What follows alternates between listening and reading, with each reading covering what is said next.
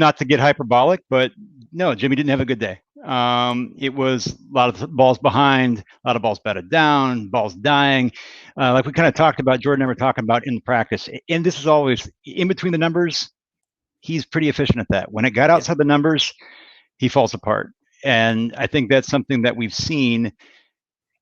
It was one practice, but no, I mean, just call a spade a spade. It wasn't one of his best. I had him at 4 of 10 in the 11 on 11. So no, it's Jordan. What'd you see? So I think I just saw what I've seen from Jimmy Garoppolo pretty much the entire time he's been a 49er. The throws over the middle, particularly, I thought his best throw was a drift route that looked like that he threw to Deebo Samuel. He's always looked good throwing between the hashes in that short to intermediate area. When you say a drift route, what do you mean for the people watching? So a drift route, essentially, it's an in-breaking route where you're going to run, I believe it's 10 yards or 6 steps. It varies. There are variations, but generally it's 10 yards or 6 steps, and then you break to the inside. So it's that middle of the area sweet spot where Jimmy has, for the most part, been an above average NFL quarterback. When he's throwing between the hashes, particularly within, 15 yards or so of the line of scrimmage, I think he's more than adequate as a quarterback. It's when he's asked to throw outside that he really has a problem. And that's what stood out to me today. There was a couple throws, one in particular, it looked like it was about a 10, 12-yard out route to the left numbers, and he one-hopped it to the receiver, and it was just it was not a good throw. There's no other way to put it. It was not a good throw. Yes. No, and we both looked at each other, and, you're like you said, we're watching all the quarterbacks, including Sudfeld and Rosen, and you could just – the fans in the seats even behind him, everybody had that same reaction. And nobody's out there actively rooting against or for more one or the other. It was just really evident that it was throw after throw after throw. And I think that if we want to kind of not abandon Jimmy here, but then hear what you have to say, Grant, but then like in context with comparing it to Lance, because that's what fans are going to do. That's what they want to see.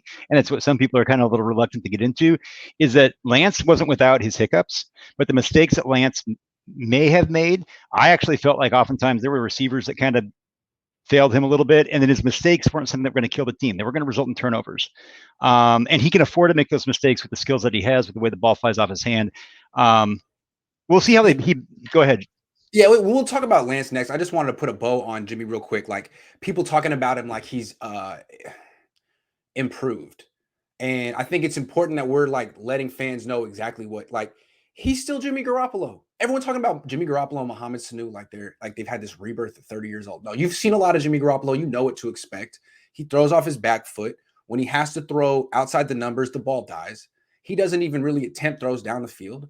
And in the context of that little confine of space where he throws the ball, he's pretty good, but I feel like defenses are just kind of constricting him, and it's becoming harder and harder for him to work that area of the field, which is why Trey Lance is on the team, right?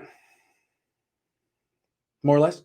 Yeah, and I think honestly, the biggest thing with Jimmy is that I think, he came up fired up to the podium yesterday. You saw it firsthand. He had that little bit of like a chip on his shoulder, I guess, and people were fired up. But as great as it is that he's, taking this challenge head on, it seems like, and he has that attitude, that doesn't change the fact that he still has a lot of deficiencies as a quarterback. And there's a reason why Kyle and the Brain Trust were willing to mortgage 3 years worth of first-round picks to take a chance on a guy like Lance. And it's not a matter of when, if Jimmy's gone, it's just a matter of when. And just being totally truthful, it's one day of camp. I don't want to read too much into it, but I saw the same old Jimmy, and I saw the exciting prospect of a guy that had a ball jumping out of his hands in Trey Lance. And it just, it's just the hourglass is running out. I don't know how much longer they can keep up this facade of Jimmy is our guy. He's the starting quarterback of this team. Were you guys surprised to see Jimmy play the way he did today? No, and I think that, like, and this is the thing. It's not about. I think there's this, fans sometimes misconstrue honest analysis with hate, and it's not that. It's like, I want people to show up to camp and say, "Hey, what did you see?" Well, this is what I saw, and what, like what Jordan said and what you had said, what we've seen before. And I've heard this trope. Oh, well, Jimmy's never really a good practice quarterback. I'm like, well, I don't know what that means. Yeah. And my thing is, there are going to be teams, we talked about this in practice, teams are going to take away the outside. And it makes this team very, very hard to have. Hester's saying Jimmy could be the best between the hash thrower in the league, but when defenses have